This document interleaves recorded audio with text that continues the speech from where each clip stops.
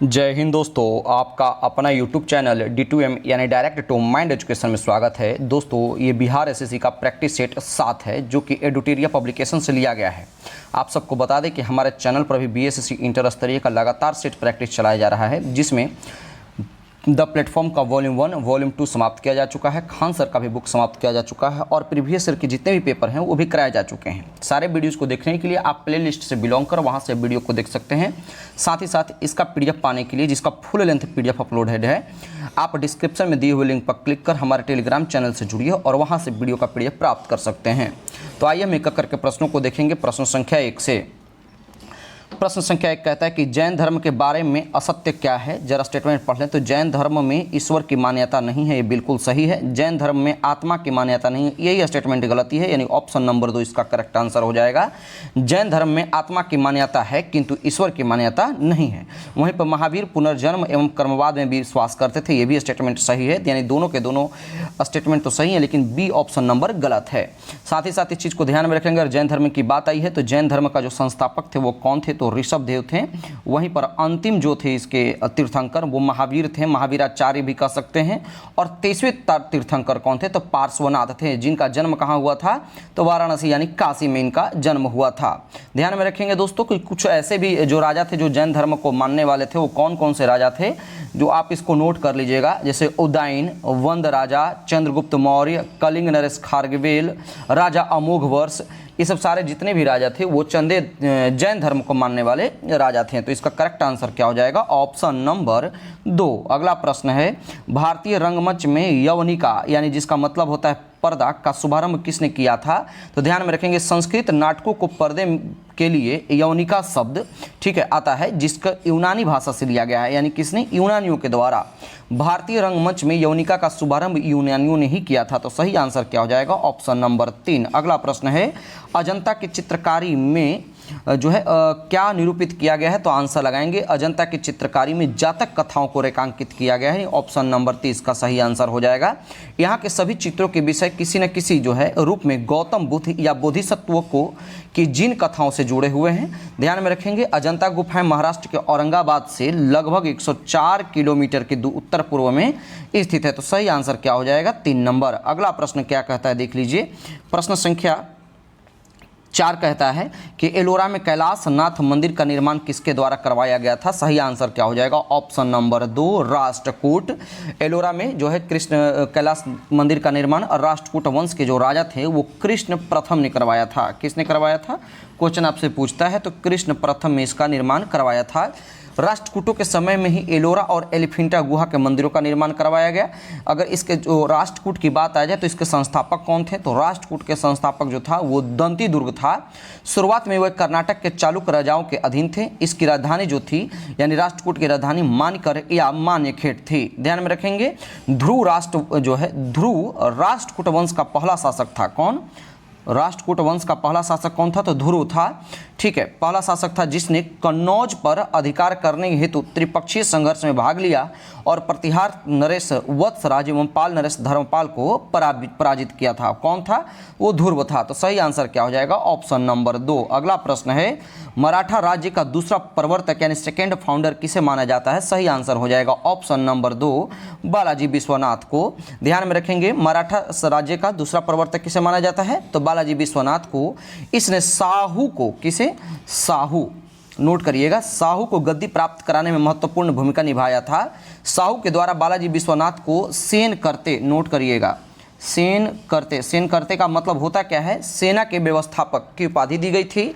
नवंबर 1713 ईस्वी में, कब, नवंबर 1713 ईस्वी में साहू ने बालाजी विश्वनाथ को पेशवा बनाया था। तो सही आंसर क्या हो जाएगा, ऑप्शन नंबर 2। अगला प्रश्न है, निम्नलिखित दिल्ली के सुल्तानों में से किसने उत्तर भारत में कई शहरों की स्थापना की थी।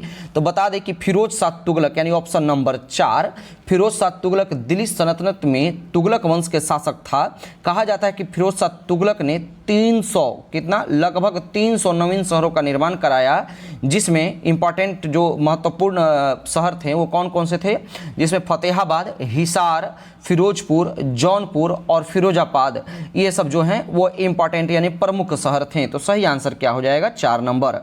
अगला प्रश्न है कि निम्नलिखित में से किसने बिद्दर में मदरसे का निर्माण करवाया था। ये सब VVI क्वेश्चन है, ध्यान में रखेंगे। तो 7 का आंसर लगाएंगे ऑप्शन नंबर 2, महमूद गवां जो है वो बिद्दर में मदरसे का निर्माण करवाया था। महमूद गवां महमूद तृतीय, कौन, महमूद तृतीय के काल में ख्वाजा जहां की उपाधि धारण कर प्रधानमंत्री बना हुआ था। महमूद गवां ने बिद्दर में एक महाविद्यालय की भी स्थापना करवाया था, जो कि कहाँ है अभी, बिदर यानी कर्नाटक राज्य में स्थित है। तो सही आंसर क्या हो जाएगा, ऑप्शन नंबर 2। अगला प्रश्न है, शेर शाह ने अपनी अंतिम सैन्य अभियान किस राज्य के खिलाफ किया था। सही आंसर हो जाएगा ऑप्शन नंबर 3, कालिंजर राज्य के खिलाफ इन्होंने अंतिम सैन्य अभियान किया था। जरा इसके बारे में थोड़ा सा डिटेल में जान लेते हैं कि 1545 ईस्वी में, कब, 1545 ईस्वी में शेर शाह ने कालिंजर पर अपना अंतिम सैन्य अभियान शुरू किया। यहाँ का शासन किरत सिंह, कौन थे, किरत सिंह यहाँ का शासक था। इसी अभियान में शेर शाह की मृत्यु हो गई थी। 1534 ईस्वी में शेर खान ने सूरजगढ़ युद्ध में बंगाल के अयोग्य शासक महमूद जहां को 13 लाख दिनार, कितना, 13 लाख दिनार देने के लिए विवश किया। वहीं पर चौसा का युद्ध जो कि 1539 ईस्वी में हुआ, कब, चौसा का युद्ध 1539 ईस्वी में हुआ। हुमायूं को पराजित करने के बाद उसने शेर शाह की उपाधि धारण की, अपने नाम का खुतबा पढ़वाया और सिक्का भी चलवाया था। शेर शाह सूरी ने 1540 ईस्वी में, कब, 1540 ईस्वी में हुमायूं को कन्नौज यानी जिसे बेलग्राम का युद्ध कहते हैं उसमें परास्त कर दिया और दिल्ली का सिंहासन प्राप्त किया था। बाद में 1542 ईस्वी में उसने मालवा पर विजय प्राप्त की, उसके बाद चंदेरी को जीता था। तो सही आंसर क्या हो जाएगा, ऑप्शन नंबर 3। अगला प्रश्न देखिए क्या कहता है, कहता है कि निम्नलिखित कथनों में से कौन सा कथन असत्य है। तो डायरेक्ट मैं आपको आंसर बता दूंगा। Option number 1, Robert Clive Bengal के प्रथम गवर्नर जनरल थे। रॉबर्ट क्लाइव नहीं बल्कि क्या होना चाहिए, ORN हेस्टिंग्स होना चाहिए। तो सही आंसर हो जाएगा 1 नंबर।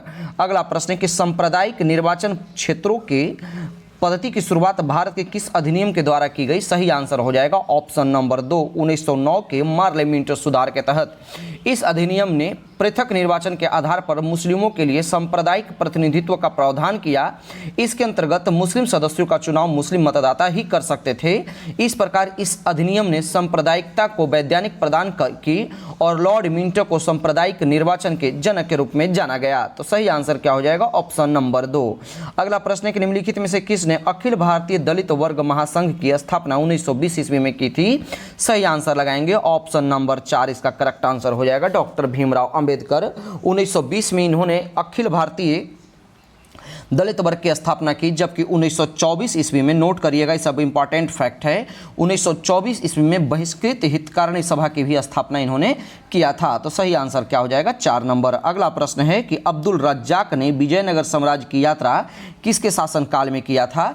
आंसर लगाएंगे जो संगम वंश के राजा महान शासक थे देवराज द्वितीय के शासनकाल में अब्दुल रज्जाक जो है विजयनगर साम्राज्य की यात्रा इन्होंने किया था, जबकि बारबोसा कृष्णदेवराय प्रथम के कार्यकाल में इन्होंने यात्रा पर आया था। तो सही आंसर क्या हो जाएगा, ऑप्शन नंबर 1। अगला प्रश्न है कि संविधान की उद्देशिका का संशोधन यानी प्रस्तावना का संशोधन अब तक कितनी बार किया जा चुका है।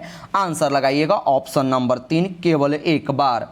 कब, 42वें संविधान संशोधन 1976 के तहत इसमें संशोधन किया गया और इसके द्वारा उद्देशिका में समाजवाद, पंथ निरपेक्ष और अखंडता शब्द जोड़ा गया। तो सही आंसर क्या हो जाएगा, 3 नंबर। अगला प्रश्न है भारतीय संविधान ने सुदृढ़ केंद्र के साथ संघीय प्रणाली अवधारणा किस देश से ग्रहण की। सही आंसर क्या हो जाएगा, ऑप्शन नंबर 2, कनाडा से। प्रश्न, केंद्रीय विज्ञान मंडल का अध्यक्ष बनने वाला पहले भारतीय कौन थे। VVI क्वेश्चन है, ध्यान में रखेंगे। तो इसका सही आंसर क्या हो जाएगा, विट्ठल भाई पटेल। विट्ठल भाई पटेल थे कौन, तो विट्ठल भाई पटेल वही सरदार वल्लभ भाई पटेल के बड़े भाई थे। वहीं जीवी मावलंकर जो थे वो कौन थे, तो जीवी मावलंकर लोकसभा के प्रथम अध्यक्ष, जबकि सच्चिदानंद सिन्हा अस्थायी अध्यक्ष और राजेंद्र प्रसाद स्थायी अध्यक्ष थे। तो सही आंसर क्या हो जाएगा, 3 नंबर। अगला प्रश्न है कि भारत के लिए संविधान की रचना हेतु संविधान सभा का विचार निम्नलिखित में से सर्वप्रथम किसने प्रस्तुत किया था। सही आंसर लगाएंगे ऑप्शन नंबर 1, स्वराज पार्टी ने 1934 ईस्वी में।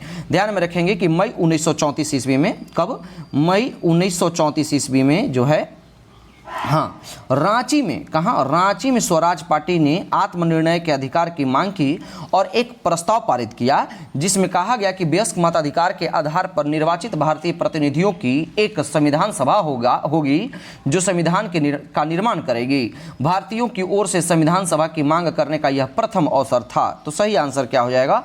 Option number 1। अगला प्रश्न है कि भारतीय संविधान के किस संशोधन में वनों को राज्य सूची से समवर्ती सूची में स्थानांतरित कर दिया गया? तो आंसर हो जाएगा ऑप्शन नंबर 2, 42वां संविधान संशोधन।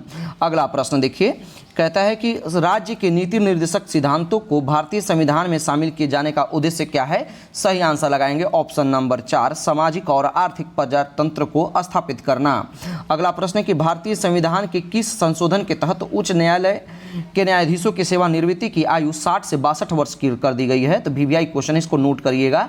तो 19 का सही आंसर हो जाएगा ऑप्शन नंबर 3, 15वें संविधान संशोधन अधिनियम 1963 ईस्वी के जो है द्वारा उच्च न्यायालय के न्यायाधीशों की सेवानिवृत्ति की आयु जो है, सेवावृत्ति की आयु 60 से 62 वर्ष कर दी गई है, 15वां संविधान संशोधन 1963 के तहत। तो सही आंसर हो जाएगा 3 नंबर। अगला प्रश्न, भारत के महत्वपूर्ण पदाधिकारियों के वेतन एवं भत्ते का उल्लेख संविधान के किस अनुसूची में मिलता है? तो सही आंसर हो जाएगा ऑप्शन नंबर 2, दूसरा अनुसूची में। अच्छा, पहला अनुसूची क्या कहता है? तो पहला अनुसूची में जो है दोस्तों वो क्या है? तो इसमें राज्य एवं संघ राज्य क्षेत्रों के बारे में उपबंध है, जबकि तीसरी अनुसूची में क्या है? तो तीसरी अनुसूची में विभिन्न प्राधिकारियों का शपथ ग्रहण का बात किया गया है। वहीं चौथी अनुसूची में जो है विभिन्न राज्यों तथा संघीय क्षेत्रों की राज्यसभा में प्रतिनिधित्व का विवरण का प्रावधान है। तो सही आंसर क्या हो जाएगा? 2 नंबर। अगला प्रश्न देखिए क्या कहता है कि भारतीय संविधान के किस अनुच्छेद के अंतर्गत राष्ट्रपति सदन के दोनों सदनों के द्वारा पारित किसी भी बिल पर अपनी स्वीकृति को रोक सकता है? VVI क्वेश्चन ध्यान में रखिएगा। तो 21 का सही आंसर क्या हो जाएगा? ऑप्शन नंबर 4, अनुच्छेद 111। अच्छा, अनुच्छेद 108 क्या है? तो 108 के तहत जो है राष्ट्रपति जो है दोनों सदनों को संयुक्त अधिवेशन के लिए बुलाता है, जबकि इसकी अध्यक्षता कौन करता है? तो लोकसभा अध्यक्ष। तो सही आंसर क्या हो जाएगा? 4 नंबर। प्रश्न है कि निम्नलिखित में से कौन सा एक गेहूं का फसल रोग है? तो गेहूं की फसल रोग क्या है दोस्तों? तो आप रस्ट में कौन कौन सा रस्ट होता है? तो पीला रस्ट, भूरा रस्ट, काला रस्ट, और भी कुछ आप रोग जान लीजिए, जैसे करनाल बंट रोग। नोट करिएगा, हम आपको बता रहे हैं, इसको नोट करिए, इंपॉर्टेंट चीज है। करनाल बंट रोग ये किस में होता है? तो करनाल बंट रोग जो है दोस्तों ये गेहूं का रोग है। वहीं पर श्वेत फफोला रोग जो है वो दोस्तों सरसों का रोग है।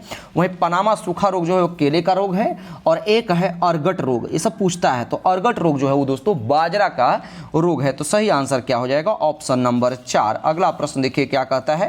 कहता है कि भारतीय प्रायद्वीपीय की सबसे लंबी नदी कौन सी है? तो आंसर लगाइएगा ऑप्शन नंबर 4, गोदावरी।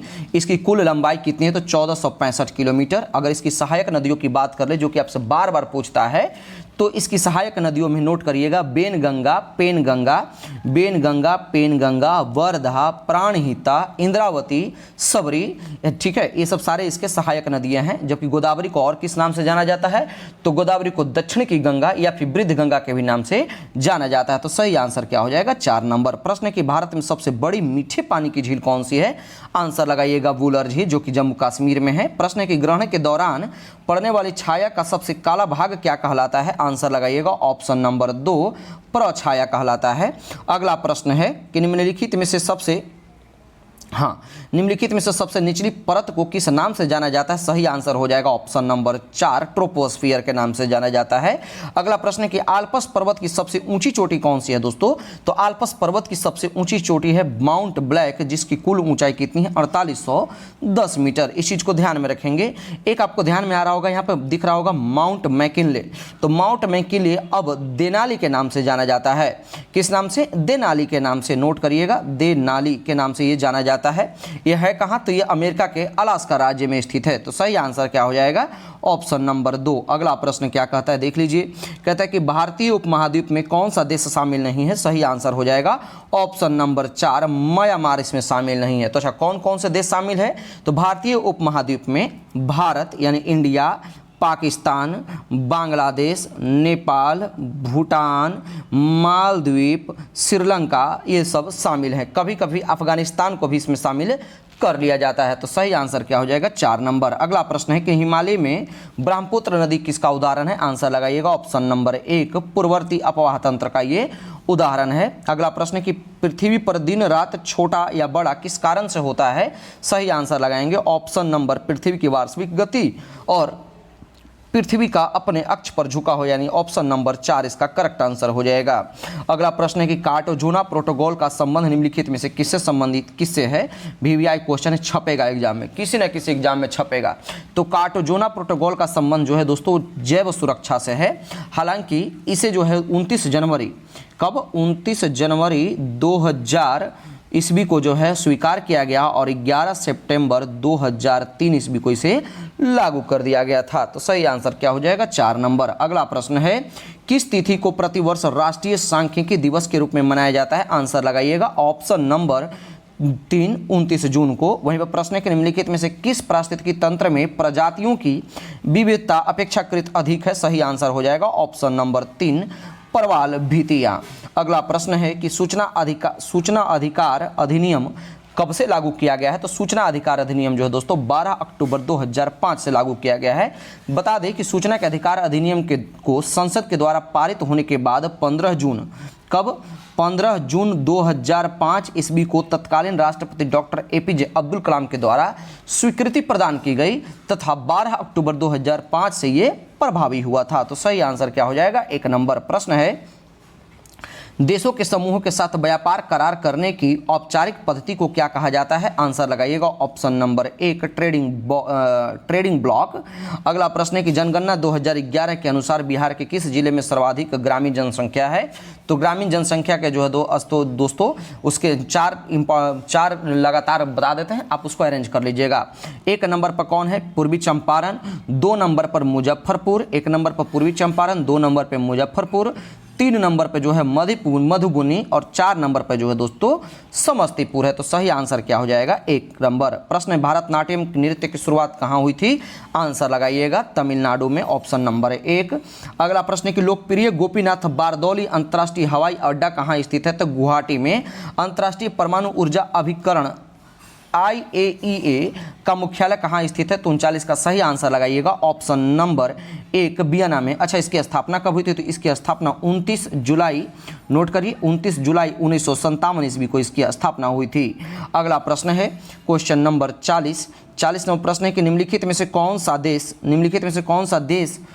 देश का सबसे पुराना पैरामिलिट्री बल है? आंसर लगाइएगा असम राइफल्स। इसकी स्थापना 1835 ईस्वी में हुई थी। प्रश्न है कि वायुमंडल में प्रकाश के विसरण का कारण क्या है, यानी स्कैटरिंग ऑफ लाइट क्यों होता है? आंसर लगाइएगा धूलकण के वजह से। साथ ही साथ प्रकाश की बात आई है तो एक प्रकाश वर्ष में जो है दोस्तों वो 9.466 × 10⁻15 मीटर होता है, ध्यान में रखेंगे। वहीं पे एक पारसेक बराबर जो होता है दोस्तों कितना होता है? तो 3.26 जो है प्रकाश वर्ष। और एक प्रकाश वर्ष की बात कर ले तो 3.08 × 10⁻16 मीटर, यानी आप इसी को आप ये सॉल्यूशन करेंगे तो आपको निकल कर क्या जाएगा? तो सही आंसर क्या हो जाएगा 2 नंबर। अगला प्रश्न क्या है? निम्नलिखित में से किस बल के कारण दूध में से क्रीम को पृथक किया जाता है? ये सब इंपॉर्टेंट क्वेश्चन है और आपसे आसानी से निकल के आ सकता है। तो आंसर लगाइएगा ऑप्शन नंबर 2 अपकेंद्रीय बल के कारण। प्रश्न है कि एसी को डीसी में बदलने के लिए किस युक्ति का प्रयोग किया जाता है? सही आंसर हो जाएगा ऑप्शन नंबर 3 रेक्टिफायर का यूज किया जाता है। अगला प्रश्न है कि प्रकाश तरंगों के वायु में से कांच में जाने पर क्या परिवर्तन होता है? सही आंसर हो जाएगा ऑप्शन नंबर 4 तरंग दैर्घ्य एवं वेग दोनों में परिवर्तन हो जाता है। अगला प्रश्न है कि कैलामाइन निम्नलिखित में से किसका अयस्क है? सही आंसर हो जाएगा ऑप्शन नंबर 3 का जो जास्ता का ये कैलामाइन अयस्क है। वहीं पर टीन का अयस्क क्या है? तो टीन का अयस्क का नाम है कैसीटेराइट। क्या नाम है दोस्तों? तो टीन का अयस्क का नाम है कैसीटेराइट। ठीक है, इसके बाद हम मैग्नीशियम की बात कर ले तो ब्रोमाइट, नोट करिएगा ब्रोमाइट जो है मैग्नीशियम का। और तांबा की बात कर ले तो क्यूपराइट, इसका नोट करिएगा। तो सही आंसर हो जाएगा 3 नंबर। अगला प्रश्न है देखिएगा 46 नंबर, कहता है कि परमाणु में कक्षा को भरने का क्रम नियंत्रित होता है किसके द्वारा? तो आंसर लगाइएगा ऑप्शन नंबर 1 आपबाउ के सिद्धांत को ये फॉलो करता है। अगला प्रश्न है कि धात्विक ऑक्साइड की प्रकृति कैसी होती है? तो धात्विक ऑक्साइड की प्रकृति जो होती है वो क्षारीय होती है, जबकि अधात्विक की अम्लीय होती है। तो सही आंसर हो जाएगा 1 नंबर। अगला प्रश्न है कि समुद्री खरपतवार निम्नलिखित में से किसका महत्वपूर्ण स्रोत है? तो आयोडीन का। प्रश्न है कि राइबोसोम की संरचना निम्नलिखित में से होती है किससे? VVI क्वेश्चन है, कई बार एग्जाम में पूछ दिया भी है। तो सही आंसर हो जाएगा 49 का ऑप्शन नंबर 2, RNA तथा प्रोटीन से इसकी संरचना होती है राइबोसोम की। अगला प्रश्न है कि निम्नलिखित में से कौन सा मेडुला ऑब्लिगेंटा का कार्य नहीं है? आंसर लगाइएगा ऑप्शन नंबर 4, पेशियों के संकुचन पर नियंत्रण करना मेडुला ऑब्लिगेंटा का कार्य नहीं है। अगला प्रश्न है कौन सा बृहद पोषण तत्व जो है जो पादपों की वृद्धि एवं परिवर्धन के लिए आवश्यक है? सही आंसर हो जाएगा ऑप्शन नंबर 1, पोटेशियम। अगला प्रश्न देखिए, अच्छा ये तो सही है, बृहद के बाद पूछ रहा है, तो बृहद पोषक तत्व कौन कौन से होते हैं और सूक्ष्म पोषक तत्व कौन कौन से होते हैं? जरा कॉपी उठाइए और एक तरफ आप कॉलम बनाइए बृहद पोषक तत्व, पोषण तत्व, और दूसरे तरफ सूक्ष्म पोषण तत्व। अब बृहद पोषण तत्व में लिखिए carbon, hydrogen, nitrogen, potassium, sulphur, oxygen और फास्फोरस, ये सब बृहद पोषण तत्व आते हैं। वहीं पर सूक्ष्म तत्व में लिखिए तांबा यानी कॉपर, तांबा, जास्ता यानी जिंक, बोरॉन, मैग्नीज, क्लोरीन और लोहा, ये सब इसका सूक्ष्म तत्व है। तो सही आंसर क्या हो जाएगा इसका? 51 का ऑप्शन नंबर 1। अगला प्रश्न है कि लैंगरहैंस द्वीप जो कि इंसुलिन का स्रावन करते हैं स्थित होते हैं कहाँ? तो अग्नाशय में, ऑप्शन नंबर 4 इसका करेक्ट आंसर हो जाएगा। अगला प्रश्न है कि किस हार्मोन के द्वारा हृदय स्पंदन तथा रुधिर दाब बढ़ जाते हैं? 53 का सही आंसर लगाएंगे ऑप्शन नंबर 2, एड्रेनलिन में। अगला प्रश्न है कि प्रोटीन किस तत्वों के अणुओं से मिलकर के बना होता है? तो प्रोटीन कार्बन, नाइट्रोजन, हाइड्रोजन और ऑक्सीजन के तत्वों से मिलकर के बना होता है, यानी ऑप्शन नंबर 1 इसका करेक्ट आंसर हो जाएगा। प्रश्न की वृद्धि हार्मोन का स्रावन किसके द्वारा होता है? तो आंसर लगाएंगे कि पीयूष ग्रंथि, ये ग्रंथि यानी प्यूटरी ग्लैंड को, जिसे आप मास्टर ग्लैंड के रूप में भी जानते हैं, इसी के द्वारा जो है दोस्तों वो वृद्धि हार्मोन का स्रावन होता है। ध्यान में रखेंगे। तो सही आंसर क्या हो जाएगा? Option number 2। अगला प्रश्न कि मानव शरीर के भीतर रक्त निम्न में से किसकी उपस्थिति के कारण नहीं जमता? तो आपको बता दें कि मानव शरीर के भीतर जो है रक्त हिपैरिन, ऑप्शन नंबर 2 की उपस्थिति के कारण नहीं जमता, जबकि फाइब्रिनोजिन, क्या है? फाइब्रिनोजिन, नोट करिएगा, फाइब्रिनो ठीक है जेन होता है, सॉरी, फाइब्रिनोजेन जो है वो रक्त की थक्का बनाने में सहायक होता है। वहीं पर थ्रोम्बिन जो है, थ्रोम्बिन प्लेटलेट्स नामक कोशिकाओं की जो है सक्रिय रक्त करके रक्त को थक्का बनाता है और फाइब्रिनोजेन नामक प्रोटीन को काटकर फाइब्रिन बनाता है। तो सही आंसर क्या हो जाएगा? Option number 2। अगला प्रश्न है कि भाप अंगार गैस किन दो गैसों का मिश्रण होता है? आंसर लगाइएगा CO और H2, ऑप्शन नंबर 2 इसका, सॉरी ऑप्शन नंबर 3 इसका करेक्ट आंसर हो जाएगा। इसमें CO की प्रेजेंस कितनी होती है? तो CO जो है 45%, H2O जो होता है वो 50%, बाकी 5% में अन्य अशुद्धियां पाई जाती है। तो सही आंसर क्या हो जाएगा? ऑप्शन नंबर 57 का 3। अगला प्रश्न है कि टमाटर में का लाल रंग किसके कारण से होता है? तो लाइकोपिन के वजह से। अगला प्रश्न, जब श्वेत प्रकाश प्रिज्म से होकर गुजरती है तो कौन सा रंग सबसे कम विचलित होगा? तो सबसे कम विचलित होगा वो जो दोस्तों वो लाल होगा, जबकि सबसे कम जो सबसे अधिक विचलित होगा वो बैगनी होगा। तो सही आंसर क्या हो जाएगा दोस्तों? ऑप्शन नंबर 4 इसका करेक्ट आंसर हो जाएगा। अगला प्रश्न है कि आवर्त सारणी में किस वर्ग के तत्वों का हाइड्रोजन कहा जाता है? तो 17वें वर्ग के तत्वों को हाइड्रोजन कहा जाता है।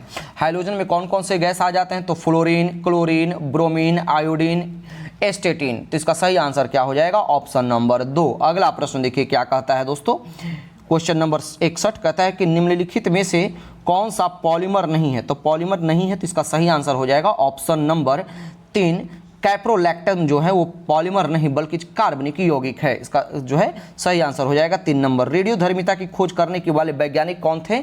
आंसर लगाइएगा हेनरी बैकरल, ऑप्शन नंबर 2 इसका सही हो जाएगा। प्राकृतिक रबर किसका बहुलक हो जाएगा? तो इसका सही आंसर हो जाएगा आइसोप्रेन का। अगला प्रश्न है कि साबुन को जल में घोलने पर जल के पृष्ठ तनाव पर क्या प्रभाव पड़ेगा?